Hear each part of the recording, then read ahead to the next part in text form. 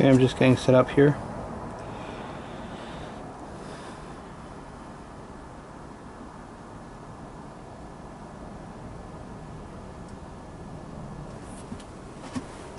A little bit lower on this camera angle here.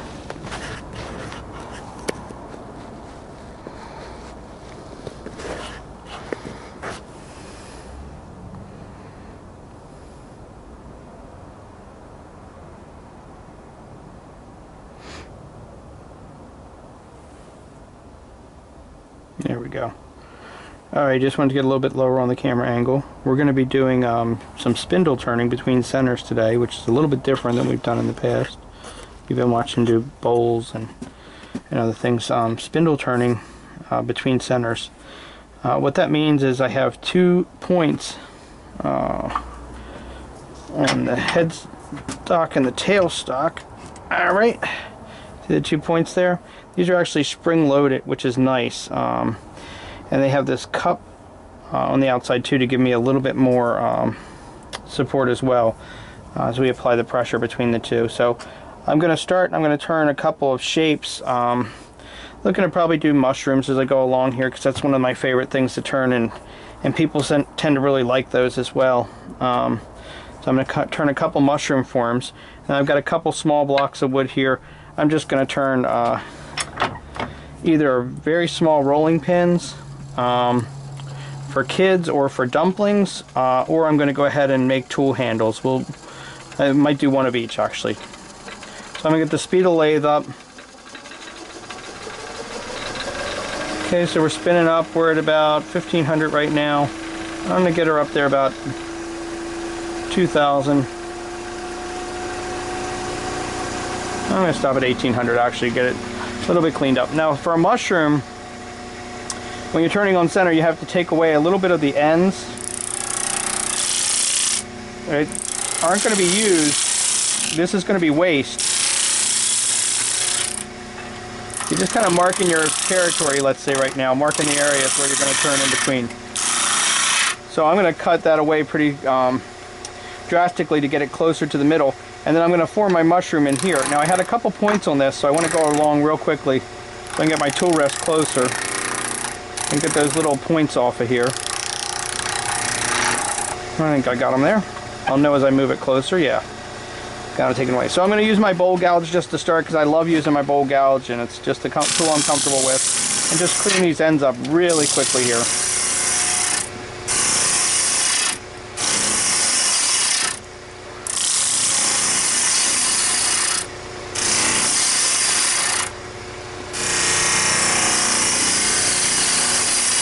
Gives me a better idea of where I'm going to turn the mushroom and the shape I'm going to make for the mushroom.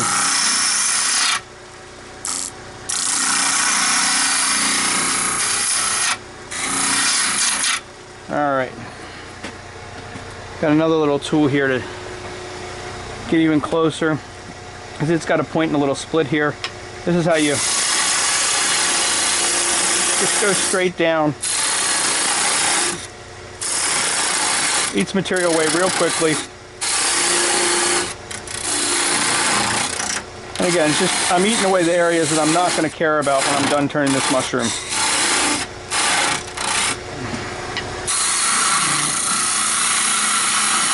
I'm going to change this light a little bit and see if I can get some light back here for us. I don't know if it's going to do any better than that, but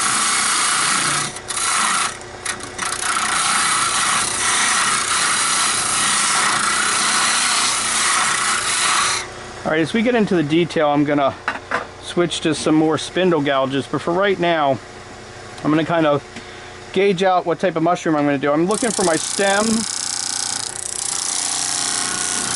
from here back. So you shave all the bark off of that, and you get down pretty quickly.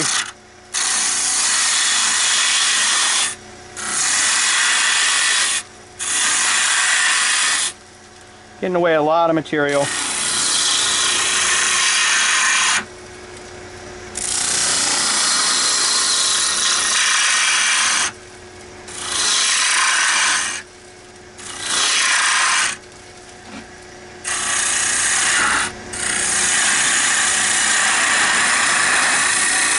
And just kind of think about how a mushroom looks. You know, you want to get the stem just about right. We're going to do a little undercutting there too. Don't want any sharp edges, so I took the edge off of this. I'm going to leave it that thick and see what comes out of this. And then I'm going to get my regular spindle gouge. You see it's a little bit smaller, has a little sharper point. I'm going to start to form the head of the mushroom.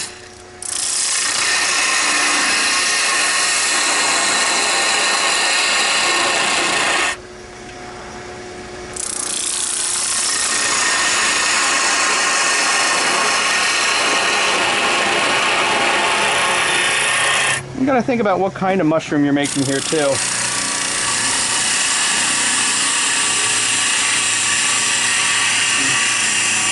I like to leave a little bit, I don't know if you can see this or not, but a little bit of a ridge here in the middle, like on the stem, because you know, if you ever go out and forage and look at mushrooms in the wild, they're not perfect. They don't have perfect stems, shiny stems, so you want to have a little bit of a realistic stem on it as well. I'm going to get a little bit more of this roundness out of here and get a little bit more of a flat head.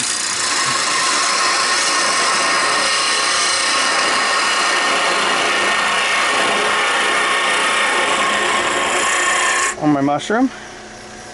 It's looking pretty good, not great, but with that head a little bit smaller, it looks like I need to make this just a little thinner.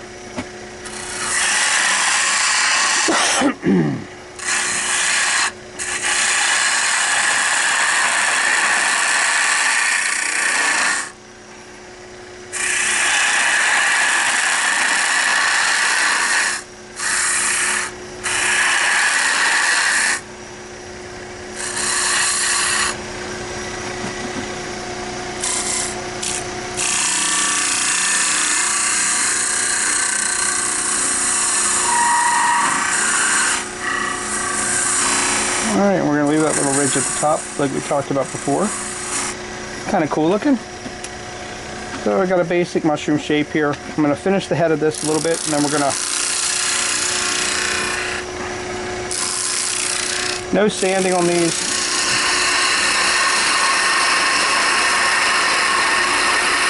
They're just quick items. If I'm doing a show has a garden reference, they sell very well. If I'm doing a bigger show where it's just me, I like to have these ready and do a bunch of them very quickly and throw them in a basket and just give them to kids when they come in. Kind of a nice little surprise for them, because I know it's not always the most fun thing to do, come into a show as a child, and it gives them something to walk away with. So I'm going to finish the end up here. Get a little bit closer. I don't want to take it all the way down because I have some work to do on the other edge. I want to get it small. Almost ready to come off. And then I'm going to clean the head of the mushroom up, and it's going to probably be to the point where it pops off on me while I work. So see how small that area is in there? I hope you can see that. So when I cut that nib off, I can just sand it very quickly. But now I have enough mass there that as I go to work on the end here, and I'm working with a detail gouge now, basically a spindle gouge with a really, really fine point. So I want to put a fine edge here on the top of the mushroom. I don't want to have too much of a point at the top of it. It's not a unicorn mushroom. As I go along, I'm going to move to one hand here, eat away a little bit at a time. Have my hand here to catch the mushroom if it falls or comes off or gets loose.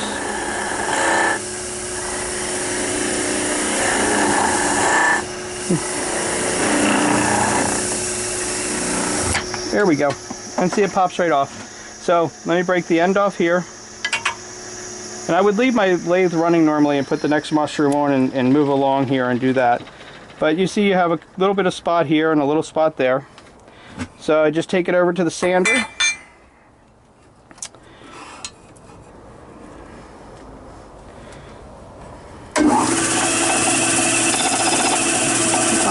top off.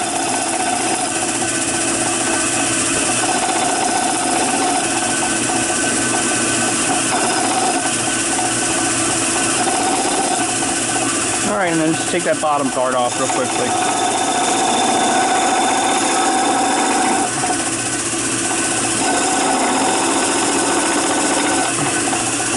And there we go. We've got a little mushroom. And you've got that natural bark edge. And it's got kind of a nice shape. Looks like a mushroom to me. Alright. So these are a lot of fun to do. I'd finish sanding a little bit with the hand there just to clean that up. And then just put a little bit of oil on it. And I stick them in a bag and take them to shows with me. And again, depending what kind of show it is and how much time I put into each mushroom. Like this is a mushroom I put a little bit more time into than the ones I would give away. The ones I give away I can usually do about 35 in an hour. The nicer, bigger mushrooms take me a little bit more time, and I try to make a little bit cleaner edges and a little cleaner to it. And I know people like to display them in the garden and just let them rot away as they go over the years, or put them in the house, possible fairy gardens and other things too. But they are very big sellers. I usually sell my mushrooms for about $5 a piece at the shows, and people really like them. So I'm going to set my mushroom to the side, and then we're going to move on our spindle turning, and I'm going to turn a, let me see what I have here. I'm going to turn either a tool handle or a little rolling pin. So I'm going to move down here, put on my wider tool rest.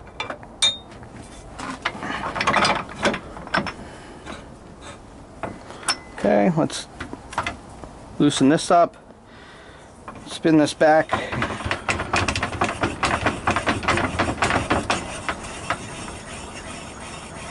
All right, move it back a little bit. There we go. I've already put little indentations on each of the ends so that I could find close to center here. So when I turn, I can have more mass in the middle when I'm done. If you're not careful and you don't really look at your piece of wood, you could end up taking this piece of wood, doing it crooked, and when you actually get to the centers, not having very much left to work with. All right. Let me see what's going on here.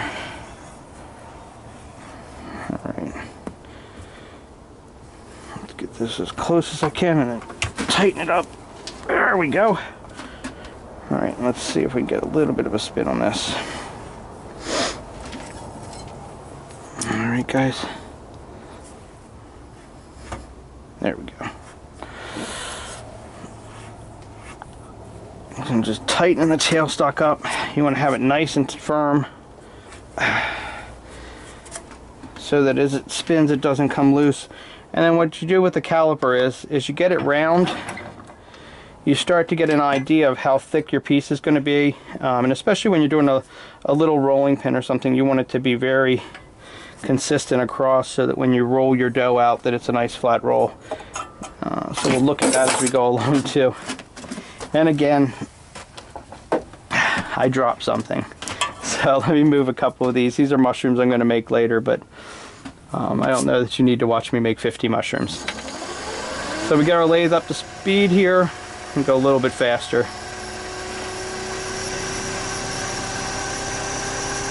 Okay. So we're at about 2100 RPMs. I'm going to just start eating away at the points of the wood to get it rounded.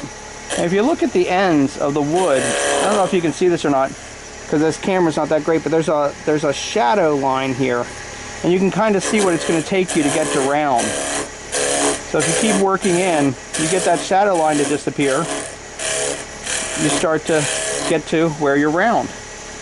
And that can be the largest width of your piece if you want it to be. See how the edge is coming in here? Okay. Let's go ahead and clean this up real quickly, go across.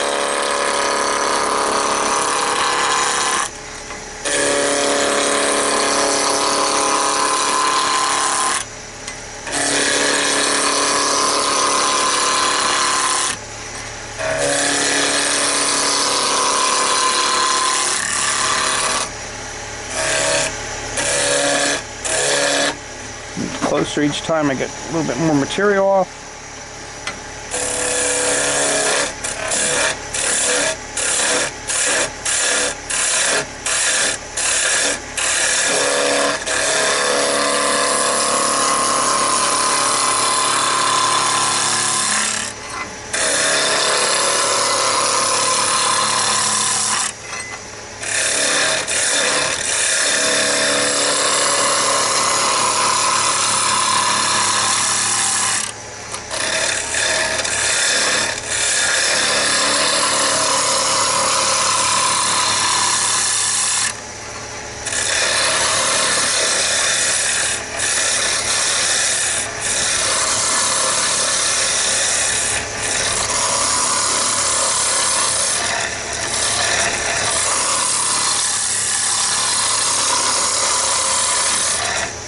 Now, it's still a little bit thick for a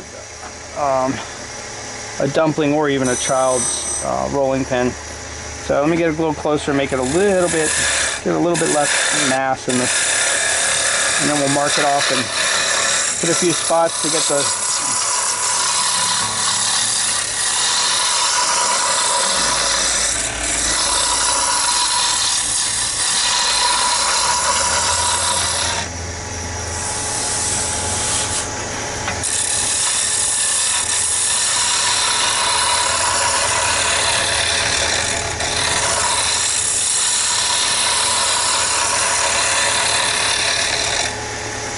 Alright.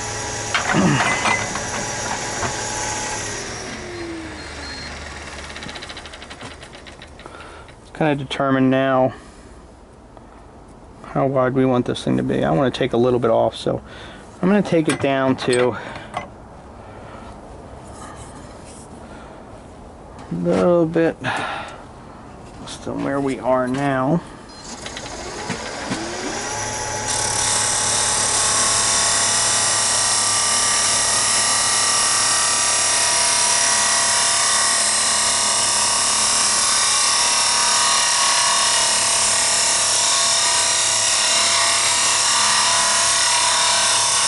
There we go. So I'm just taking the caliper and running the tool in the middle and getting it to where the caliper will actually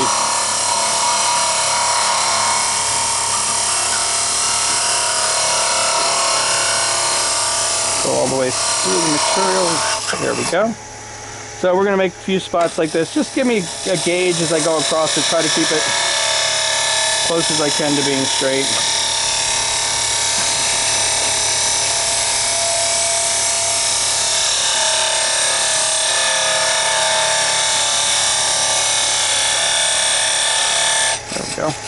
And then as you go along, use that as a gauge, get it clean, and then you can come back and use your tool rest then.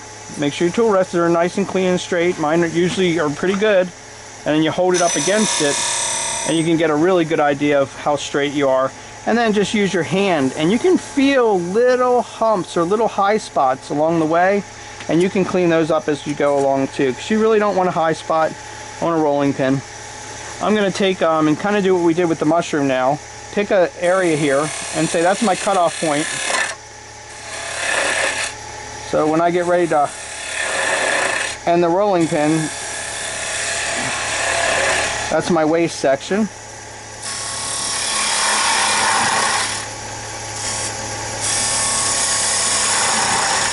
I don't know how many people out there make dumplings, but I haven't tried it yet.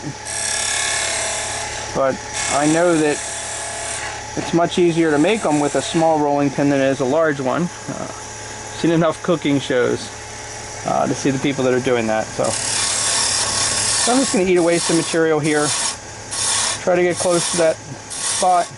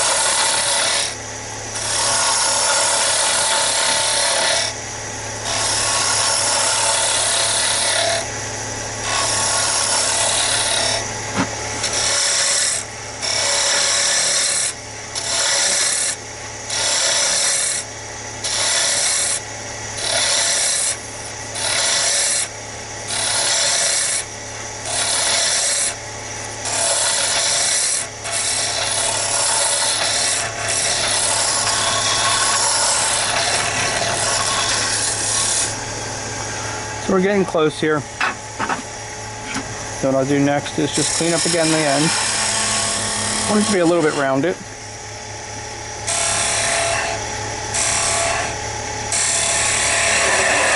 I'm not going to make a French rolling pin, necessarily not a tapered French rolling pin, just kind of a flat rolling pin here, so make sure we get all that nice. There we go. Nice edge on that. Now I'm going to take a different type of a chisel. It's more of a flat edge here. Put a little bit more of a sharp point on that if I can. This is an oval skew chisel.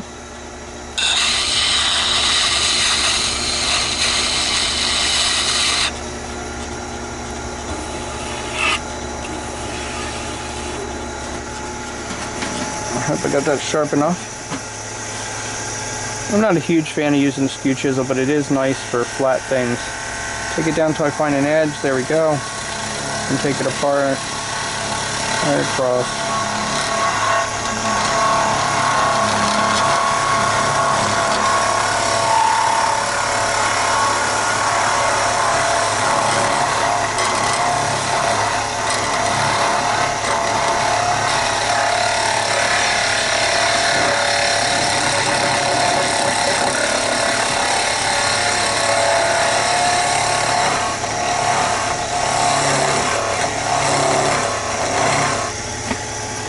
A little bit closer now, see where my high spots are.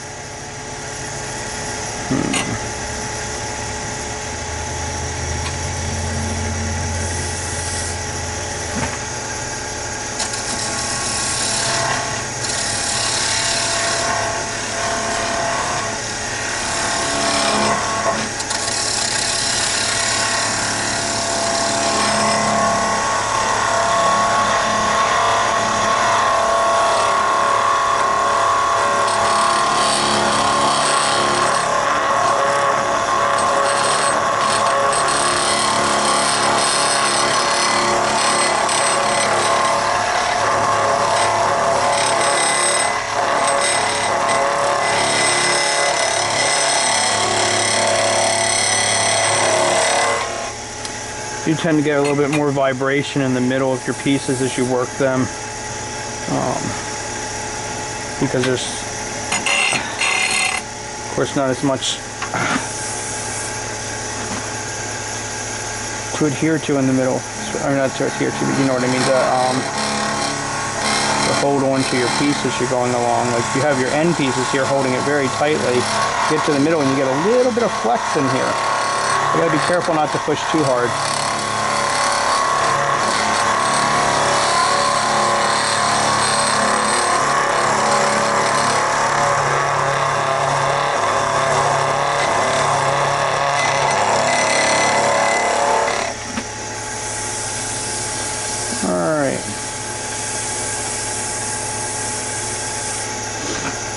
One more little technique that some people go, oh, don't do that, but I find it works nicely on rolling pins just to get that final little edge here, flatten it. I start with the tip and just work my way across. I can feel some high spots in here.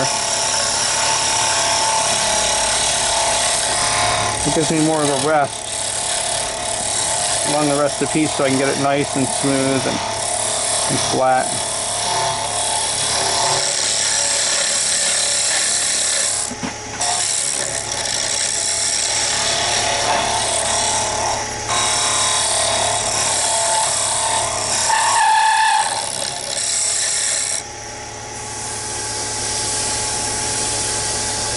They're not too bad. I got a little high spot in here too, down on the end.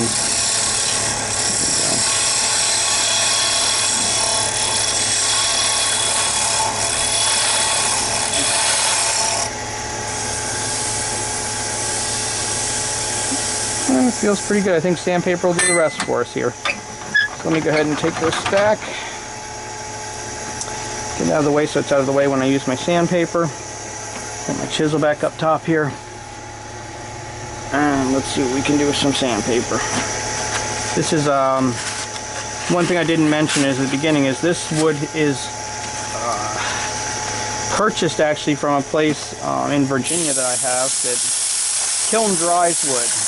So when you're doing tool handles and you're doing rolling pins, you want them to be kiln dried so they don't warp.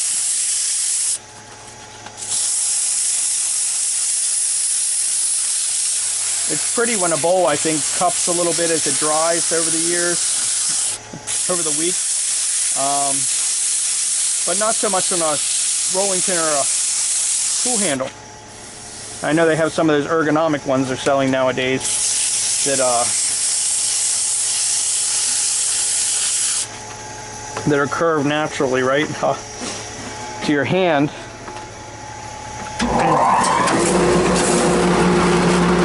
Turn the vacuum on here so I can get some of that dust out of the air too.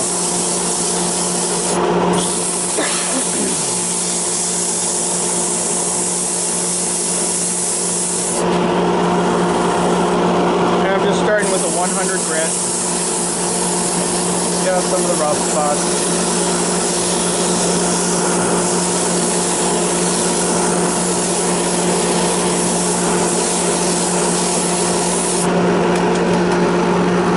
Go down through the progression, 150.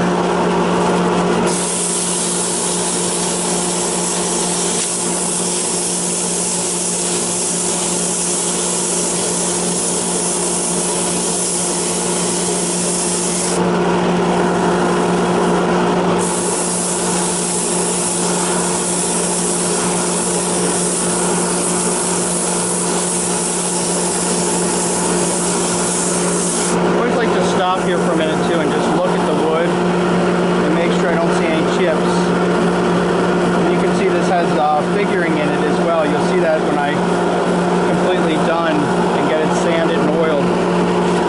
So 600 grit, beautiful, made for wood that I buy. The gentleman I buy it from, his main business is doing gun stock, but he comes out with a lot of wood. It's not large enough, wide enough for gun stock, and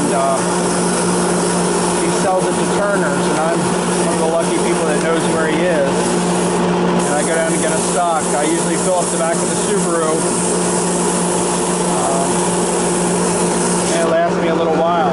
But what I found over the years was I was getting rid of some of these shorter pieces, and I didn't even think about a children's market or a dumpling market for these small rolling pins with tool handles. And I just started picking up some old tools, started rehandling them, and then watching Food Network, and also with Amy's advice, said why not try some of these, and they seem to sell very well.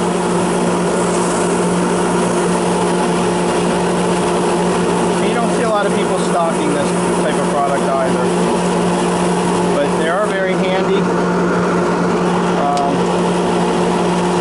Watch these cooking shows and they're making dumplings. I can't imagine using one of my longer one of my longer rolling pins to try to mess with a small dumpling. It looks like we got a pretty good finish here. We're down to 600 grit. I guess you could say up to, since the number's higher. I'm going to turn the vacuum off now. Sorry about that. And on this one, I like to just put a little bit of oil. And I have this old rag here. Started out as a nice piece of leather for cleaning the car. And just put a little bit of oil finish on. This is walnut oil. It's boiled walnut oil. Sold by a turner out in the West Coast. Mike Mahoney, he turns a lot of bowls and things, and he must have some big black walnut trees on his property, and said, why not make my own finish?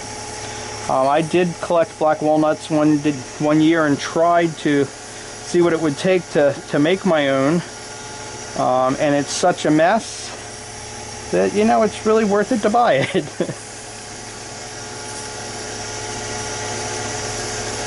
You've got to mash your black walnuts, you've got to boil them, and it's a mess. Let's take a look. I have to still cut the ends off, but look at that wood. I hope you can see. I'm going to get as close again how beautiful that wood is. the figuring on it. Let me cut the ends off. I'll take it off, put a little bit of oil on the end, and you can take a look at it off of the lathe as well. Yeah, but this is, you know, furniture grade wood that I get for these rolling pins.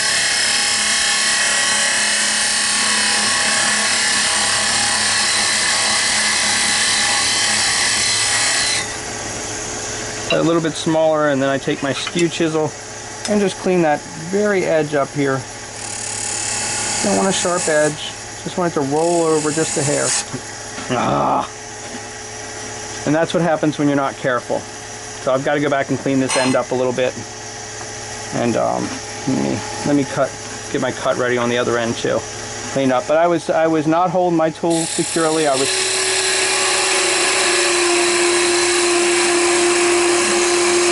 I was thinking more about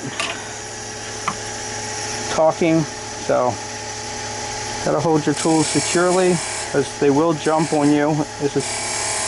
I know some of this stuff looks really easy to do, and with practice it gets better and better, but you always have this problem, and I just lost myself a good inch on this. I still have enough for a rolling pin, but for a dumpling rolling pin, but I'm losing myself a good inch.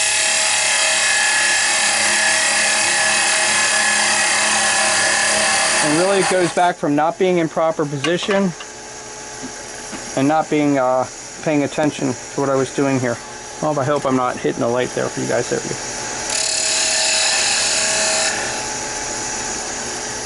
And just round it off the edge on both sides. So now I'm going to cut it back to material so that it come off the lathe nicely. Then we'll clean up the ends and see what we got here.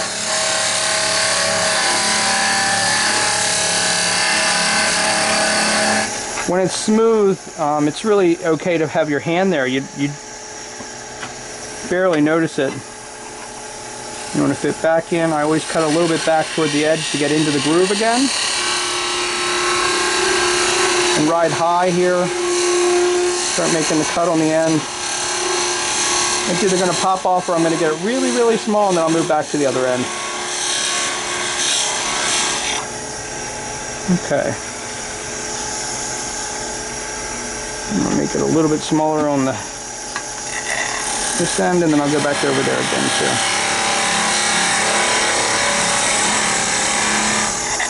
There we go. We're hardly anything left there. So as soon as I go down a little bit more on this one, it should pop right off.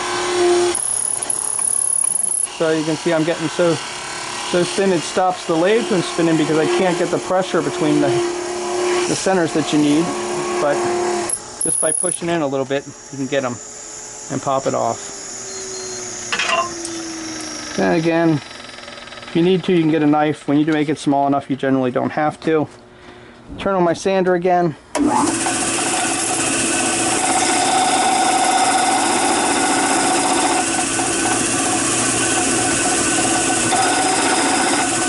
Get those ends off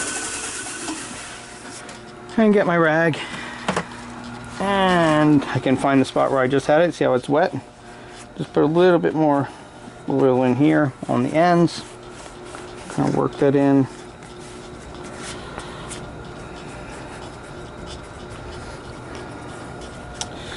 And this is kiln dried wood, so it's not like your wet turnings that you're doing where the wood sometimes doesn't take the finishes evenly. Generally with your kiln dried, it takes the finish really easily and goes right on, and I just kind of rub along the edge here again. And I'm just going to kind of hold it up under the light so you can see the figuring in this wood, how beautiful that is. And that dark spot's a natural dark spot in the wood. Got one in here going across too in the grain, but beautiful. And be a nice little dumpling rolling pin now. I think it's too small for our children's, but I think it's a good size for a dumpling. Okay, so that's all I had for today. I've got to get a few more things done, and I may turn on later to do a bowl, but probably not until next week. All right, so thanks again, and everybody have a great weekend. Bye-bye.